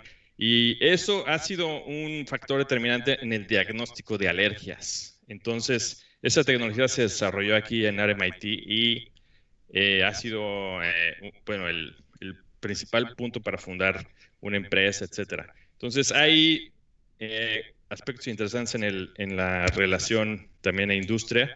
Y esta foto de aquí abajo que ven, pues son dispositivos de microfluídica, que es donde yo estoy más involucrado. Básicamente lo que he hecho los últimos años ha sido este aspecto que se llama ingeniería microcardiovascular, que es básicamente, antes de que llegara la tecnología a la biología, biólogos, todavía esto lo hacen hoy en día, ponen literalmente ratones vivos en un microscopio y con una aguja muy chiquita empiezan a oprimir arterias y observan cómo se va a coagular la sangre. Y claro, el ratón puede tener fármacos o puede estar genéticamente modificado para pues, hacer estos modelos biológicos parecidos al humano y entender cómo se coagula la sangre en un infarto, y con eso diseñar mejores fármacos, etcétera. Obviamente, usted se puede imaginar que este experimento no es el mejor experimento biológicamente diseñado, pero no tiene muy buenas condiciones mecánicas. Por ejemplo, si se mueve el ratón, normalmente lo pegan con un diurex. Entonces, es biológicamente perfecto, pero tiene muchas fallas básicas, ¿no? Entonces, lo que hace la ingeniería es pues presentar un modelo ya perfecto, con ángulos muy bien definidos. Todo esto se fabrica en estos cuartos limpios. Y pues ya con estos modelos perfectos mecánicos, pues le ponemos sangre normal. Como dato curioso, muchas veces esta es nuestra sangre, como para reducir el ruido biológico y tener ruido de un donante que quién sabe qué tomó la noche anterior. Pues llegamos a la conclusión de que era mejor utilizar nuestra sangre, no sé, los del mismo laboratorio, para reducir ese ruido biológico y pues ya lograr entender mejor. Hacemos modelos numéricos también de fluidos. Yo básicamente en este proyecto hice casi todo, desde la fabricación, simulación médica, hasta literalmente puse mi sangre. Este dispositivo logró que pues colegas y yo pudiéramos publicar en una de las revistas más importantes de la medicina, la revista Nature Medicine. Somos los primeros en decir que las plaquetas, las células que producen la agregación plaquetaria a los coágulos, se empiezan a agregar por factores mecánicos y no por biológicos. Eso es realmente una innovación en el mundo de la medicina. Bueno, fue una innovación hace ya casi 10 años. De ahí pues han generado más proyectos en el mismo perfil. Se patentó esta tecnología, etcétera. Hoy en día con Magdalena Plebanski... Perdón. Francisco, perdón, te quedo un minuto. Bueno, me voy a saltar esta parte. Edgar Caballero trabaja en proyectos ambientales en una organización que se llama Banskia Garden. Él desarrolla programas educativos para jóvenes y familias en conflicto. Otra colaboradora muy interesante que tenemos, Marlene Rodríguez, mexicana, es la primera mexicana, ella nos contó esto, que cuando le dieron el trabajo le dijeron: oye, felicidades, eres la primera mexicana que trabaja en Parks Victoria. El trabajo se lo dieron por su gran experiencia de control y manejo biológico que tenía en México. Ella tiene un doctorado aquí, bueno, ha hecho monitoreo de pingüinos. Su trabajo ahorita es control poblacional de cabras en un parque de Victoria, porque al parecer se distribuyen sin control. Australia es tan grande y con poca población que casi cualquier animal que no es nativo se vuelve plaga. Entonces ha sido un problema, ¿no? En aspecto cultura, también tenemos colaboraciones muy interesantes con una sociedad aquí que es la MEXVIC, que se dedica a coordinar bailes, etcétera. Y también hemos hecho relaciones con México para coordinar. Ha sido muy interesante el aspecto cultural. Tenemos un podcast que acabamos de lanzar el último mes. Y bueno, por ahí esperamos conectarnos con el mundo. Nos sentimos siempre muy aislados, Australia. Y esperamos que a través de proyectos como este de comunicación del podcast podamos al menos lanzar botellas al mar y que ustedes pues las reciban, las lean, nos platican qué les parece y pues ahí seguiremos en contacto. Así que gracias por su atención y esperamos a las preguntas. Muchas gracias, Francisco. Súper interesante. Y esperemos hacer ese experimento cuando avientes la botella, a ver si las corrientes las agarramos aquí en Montreal, aquí en el río San Lorenzo, que lleguen por acá, ¿verdad? Bueno, tendría que llegar por Vancouver más bien, en fin. Pero haremos ese experimento. Muchas gracias y un abrazo hasta allá, hasta Australia. Muchas gracias también por el gran esfuerzo. Te levantaste temprano, 6 de la mañana. Sabemos que es un gran esfuerzo en domingo y pues doble el mérito. Muchísimas gracias por compartir con nosotros, con CIMEXCAN, lo que están haciendo también los mexicanos allá en estos países de Oriente, mucho de Asia principalmente. Muchas gracias. Muchas gracias. Y sí, efectivamente, vamos a pasar rápidamente con el doctor Mario Enrique Paniagua Medina. Él es médico y especialista en cardiología. Él trabaja actualmente en el hospital del Montérégie, Hotel de Dieu, en Sorel-Tracy. Y nos va a hablar precisamente un poquito también de la aterosclerosis, Efectivamente, está muy ad hoc, exacto, lo que la parte de la investigación y lo que está haciendo él. Mario, bienvenido. El micrófono es tuyo y la pantalla ya se puede, ya la vemos. Adelante, Mario. Muchísimas gracias, Miguel. La verdad es que me siento muy honrado de participar en este 15º Congreso con gente, al lado de gente muy importante, gente muy brillante. La verdad es un honor que me hayan invitado. Muchísimas gracias. Muchísimas gracias a ti, José Miguel. Muchísimas gracias a Francisco Ucán Marín. Gracias por la invitación. En esta conferencia, evidentemente, la aterosclerosis es muy amplia, pero me gustaría principalmente crear un poco de conciencia el día de hoy. Si evidentemente no vamos a poder tocar todo el tema de la aterosclerosis, al menos poderles crear un poco de conciencia con respecto a dónde estamos situados y cómo podemos mejorar esta pandemia. No tengo ningún conflicto de interés para esta presentación y yo los invitaría a que empecemos a través de la definición. La aterosclerosis es un síndrome en el cual las arterias de todo nuestro organismo pierden su elasticidad y función progresivamente debido al acúmulo de colesterol. Es así considerada también una enfermedad vascular crónica inflamatoria en el cual se acumulan los lípidos o las grasas de manera anormal en la capa media del territorio arterial. Las arterias tienen 3 capas y es justamente en esta capa media donde se va a llevar a cabo la acumulación de colesterol, llevando a cabo la formación de placas extensas por todo nuestro organismo hasta provocar enfermedades cardiovasculares. Dentro de la epidemiología, las manifestaciones de la enfermedad aterosclerótica principalmente son 4. A nivel cerebral, a través de la enfermedad vascular cerebral, a nivel cardíaco, a través de los infartos del miocardio, a nivel renal, a través de la enfermedad aterosclerótica renal y la enfermedad arterial periférica. Yo coloqué este recuadro en negro, si lo pueden observar, sobre la enfermedad cardíaca, porque es la más frecuente, es justamente a través de los infartos del miocardio, de lo que muere la mayoría de la gente como manifestación de enfermedad aterosclerótica.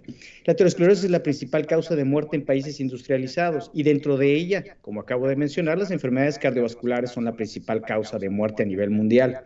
Se considera que 18 millones de personas mueren por enfermedad cardiovascular, que representa aproximadamente el 31% de la población.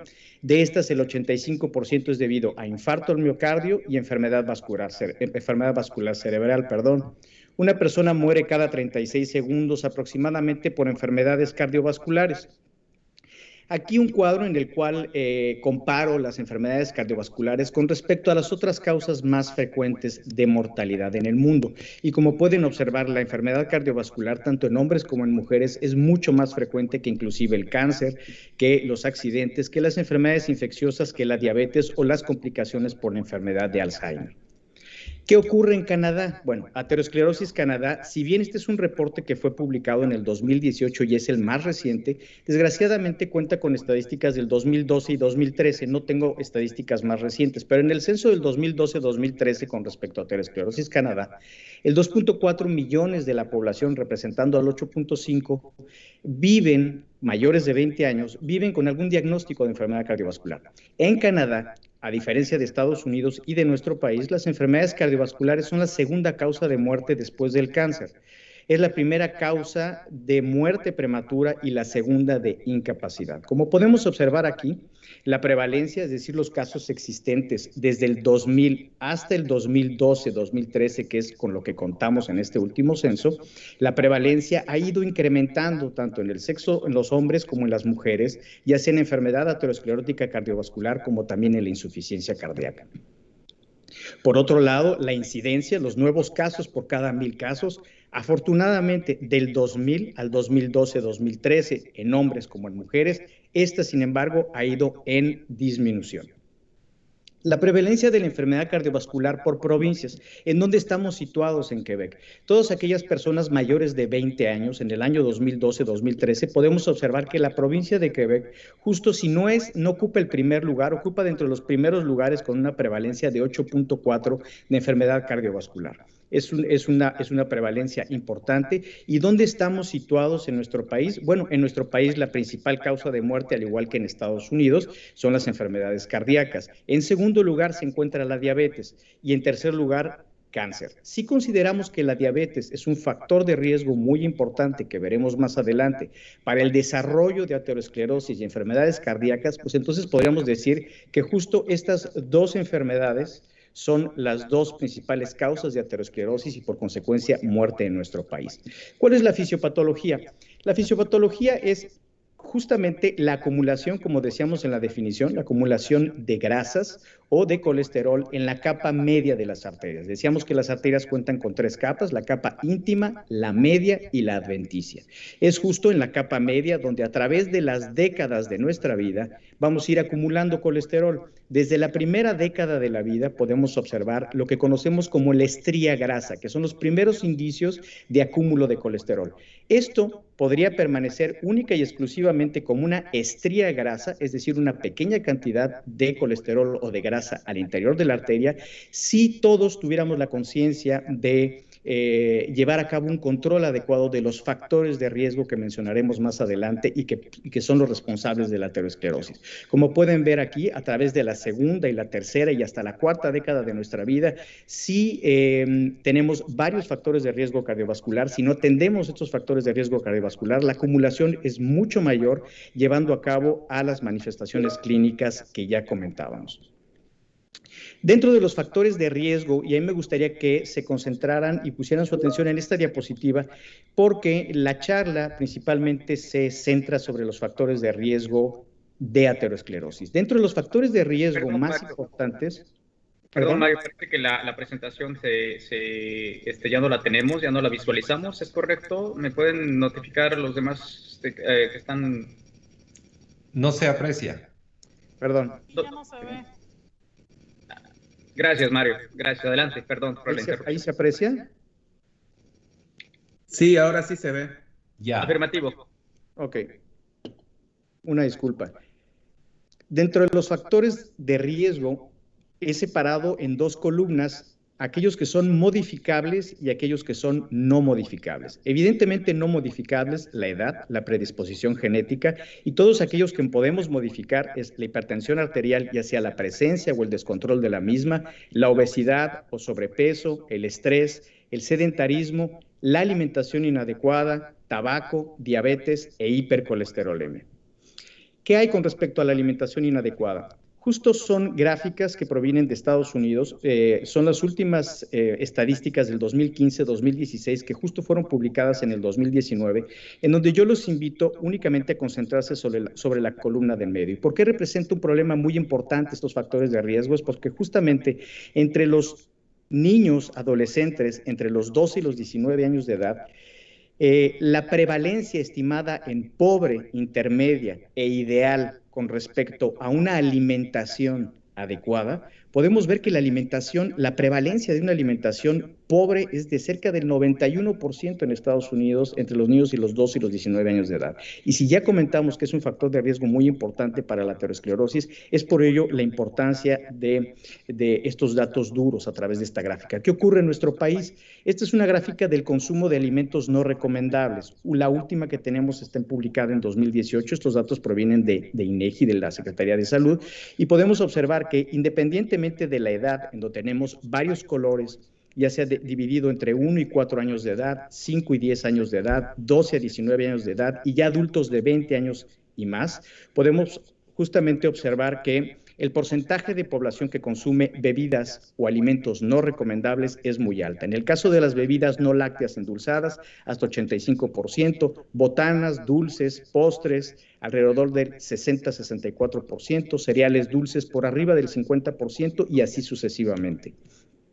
Dentro de la obesidad y sobrepeso como otro factor de riesgo muy importante para la enfermedad cardiovascular aterosclerótica, sabemos que en México el 6% de cáncer, 28% de la diabetes y 62% de las enfermedades cardiovasculares respectivamente son atribuibles a factores de riesgo dietético.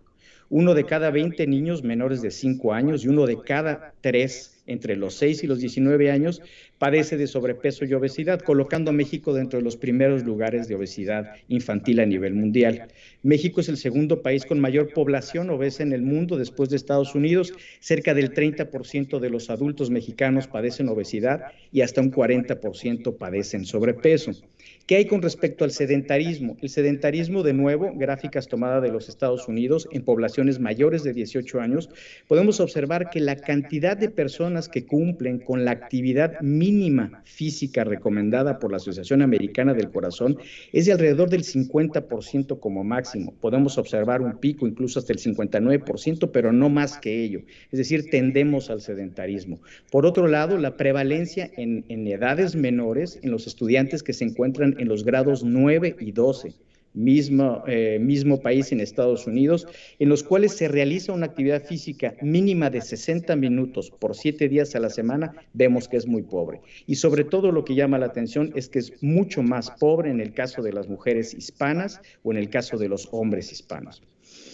Este es uno de los registros más importantes que se han llevado a cabo hasta el día de hoy. Es un registro que se publica en una de las revistas más importantes de medicina, que es Lancet, y se publican en el 2019. Es un registro donde participan 195 países y es un registro que establece la correlación entre enfermedad cardiovascular y dieta inadecuada. ¿Qué correlación existe?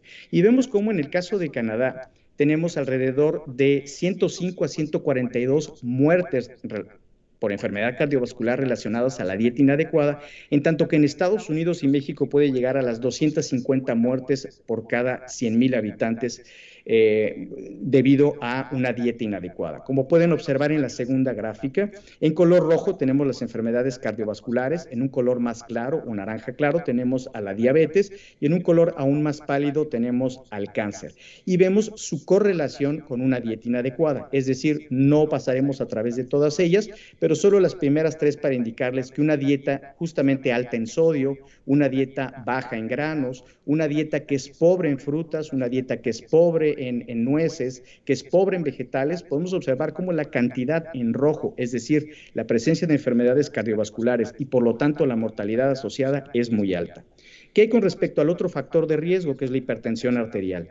Esta es la prevalencia de hipertensión arterial en mayores de 20 años. Y si bien en la población joven la prevalencia es alrededor del 25% en hombres, 13 a 15% en mujeres, definitivamente la hipertensión arterial, como vemos en esta gráfica, se incrementa conforme se incrementa la edad.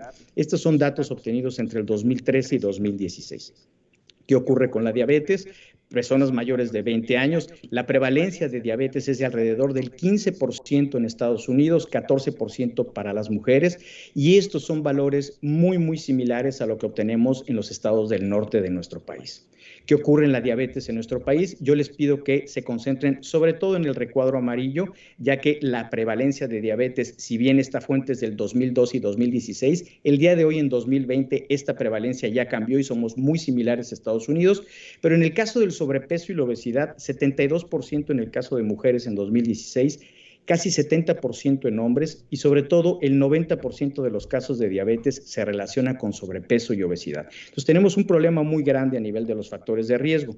Este es con respecto al mismo estudio, la mortalidad global debido a la diabetes en adultos mayores de 20 años por cada 100,000 habitantes y sobre todo señalo con una fecha que nuestro país, a diferencia de Estados Unidos y Canadá, se encuentra en rojo. Es decir, tenemos una de las más altas mortalidades debido a diabetes en adultos mayores de 20 años y por lo tanto un factor de riesgo muy importante no controlado que contribuye a la aterosclerosis cardiovascular.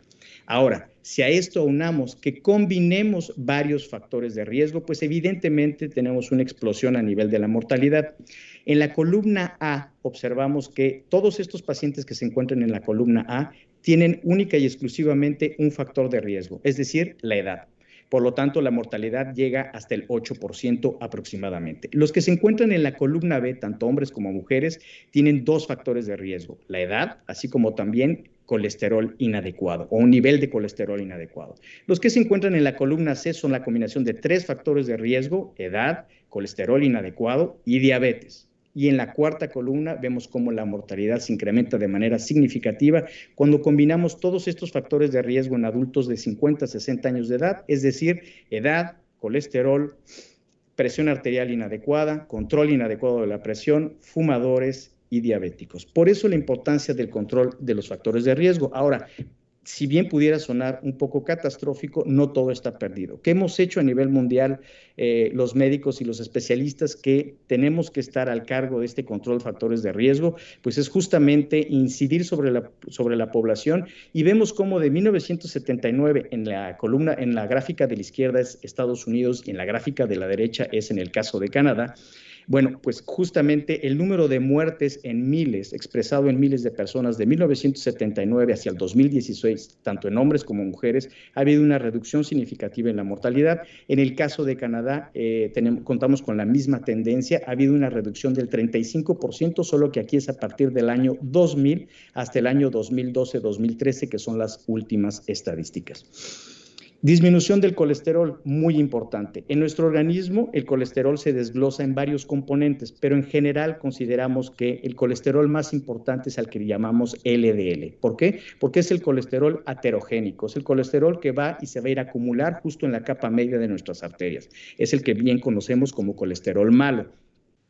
Si bien aquí en esta gráfica podemos observar que es gente de bajo riesgo, este es un estudio que se publicó en 2018 en una de las revistas más importantes también, que se llama Circulation, en donde fue una corte que fue seguida de 36,000 pacientes de bajo riesgo, es decir, pacientes como ustedes, pacientes como yo, que de momento no tenemos ninguna enfermedad, que no fumamos, no tenemos diabetes, y a todos ellos se les midió la cantidad de LDL colesterol y se midió la mortalidad a través del tiempo.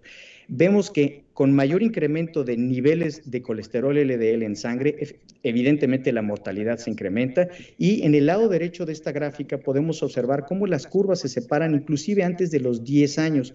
Podemos ver los distintos niveles de colesterol LDL en pacientes de bajo riesgo, en personas de bajo riesgo. Un colesterol LDL considerado como óptimo se considera por debajo de 100. A partir de 100, si vemos los rangos entre 100, 129, inclusive hasta 160 y 190, bueno, evidentemente la mortalidad cardiovascular, que en este caso el seguimiento se hizo a 30 años, es significativamente mayor que aquellos que tienen un colesterol controlado. En general, decimos los cardiólogos, por cada reducción de 1 milimol de colesterol en sangre, colesterol LDL o colesterol malo, logramos una reducción del 20% de la mortalidad cardiovascular. ¿Qué hay con respecto a la actividad física y por qué es importante incidir y convencer a la gente de realizar actividad física? En esta gráfica les muestro los infartos o los ataques cardíacos, ya sea fatales o no fatales, y el total de ambos. En este estudio, el cual se realizó con 17,000 pacientes y que fue publicado en 2015, tenemos personas con un mínimo de actividad física, y la definición de mínimo de actividad física son de 15 a 20 minutos diarios, y todos aquellos que lo lograban tenían una reducción de la mortalidad de 20%, 15 a 20 minutos diarios única y exclusivamente. Todos aquellos que lograban 2 veces el mínimo, la reducción iba hasta 31%, y de 3 a 5 veces el mínimo, incluso hasta 39%. De ahí la importancia de que a mayor consumo de calorías, mayor cantidad de actividad física, menor riesgo de infartos, ya sea fatales o no fatales.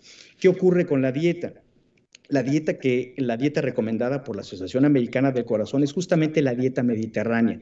Y en este estudio, que es el estudio parteaguas y es el estudio más importante que se ha llevado hasta el día de hoy con respecto a la dieta, es el estudio conocido como PREDIMED, que es un estudio que se hizo un seguimiento casi de 5 años de 7,400 pacientes, en los cuales se les dio una dieta baja en calorías, si logran observar la línea negra, una dieta regular simplemente baja en calorías, versus la comparación de la dieta mediterránea, que es la recomendada por la Asociación Americana del Corazón. Podemos observar en estas curvas de Kaplan-Meier cómo la separación de las curvas se realiza de manera temprana y la diferencia es significativa.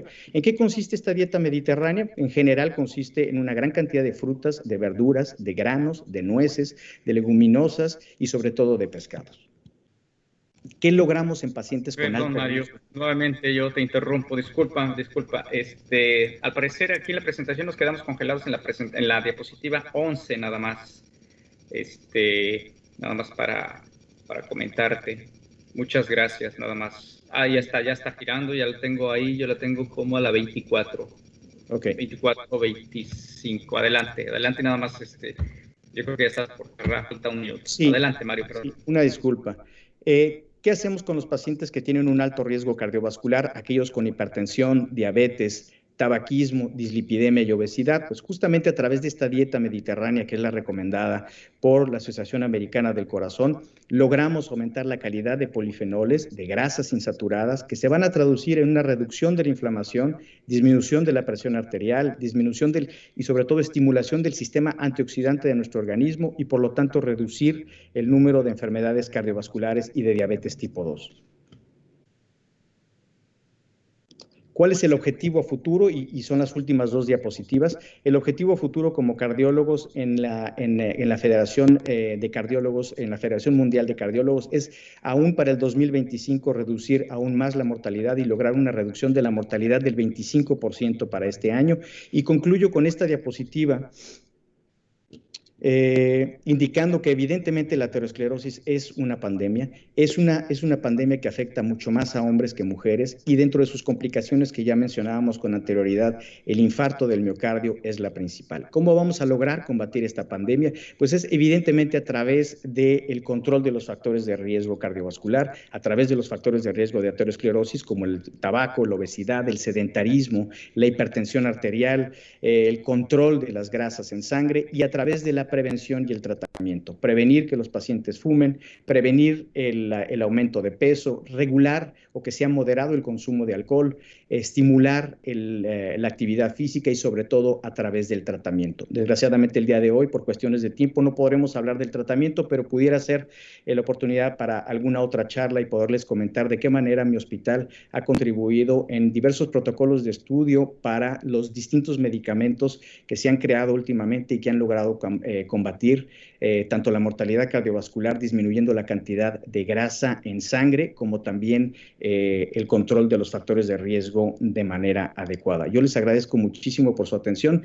De nuevo, mil disculpas por las fallas técnicas que pudo tener esta presentación. Cualquier duda, estoy abierto a sus preguntas. Pueden localizarme en correo electrónico que aparece en pantalla o en las redes sociales como Mario Paniagua. Muchas gracias, Mario. Muchísimas gracias. Una ponencia muy, muy interesante que nos pone a hacer conciencia efectivamente de pues esta enfermedad, si la puedo llamar, y tú me vas a corregir, aterosclerosis, cómo nos afecta la vida cotidiana, y pues pensar siempre en llevar una dieta definitivamente mediterránea, la que propones, y sobre todo hacer ejercicio. Muchas gracias. Entramos a la sesión de preguntas y respuestas.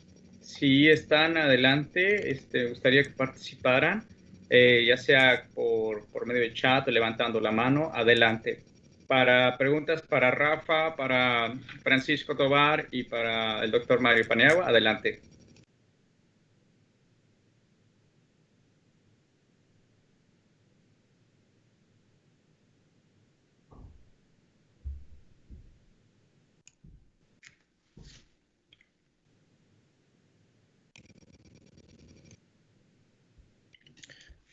No es pregunta, pero es tan solo comentario. Francisco, Rafa, muchas gracias por participar con nosotros. Obviamente, la red ha enriquecido esta colaboración mutua y esperamos tenerlos aquí muchas veces más también. Muchas gracias, Orlando. La verdad que para mí ha sido una experiencia muy, muy enriquecedora estar con los compañeros de Canadá. O sea, la verdad, ha sido un gustazo estar el día de hoy con ustedes y pues encantado, encantado. Y ojalá que sea la primera de muchas, ¿no? Desde luego. De poder estar con Apenas ustedes. llevamos 15 años, todavía nos falta más. Sí, no, igualmente yo me sumo al pensamiento positivo. Un saludo, Orlando, y ojalá que podamos colaborar y participar en más conferencias, pláticas, intercambios, hacer puentes. Yo creo que las conversaciones, no necesariamente tenemos que tener proyectos formales, las conversaciones construyen puentes, así que feliz de colaborar. No, muchas gracias.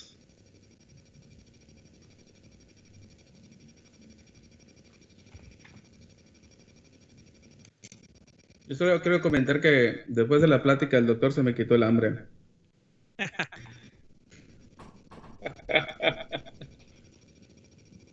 Más bien, yo agregaría que nos hizo conciencia, o al menos evitar el sedentarismo para aquellos, yo más bien para mí, que soy antojadizo, que estoy ahora, quiero nada más agregar que con esta pandemia o con esta situación nueva que estamos viviendo, el estar un poco más tiempo en casa, aparte de hacer actividades que dejábamos pendientes, pero sí se antoja un poquito, la cocina la tienes al lado, ¿no? A la mano, por así decirlo.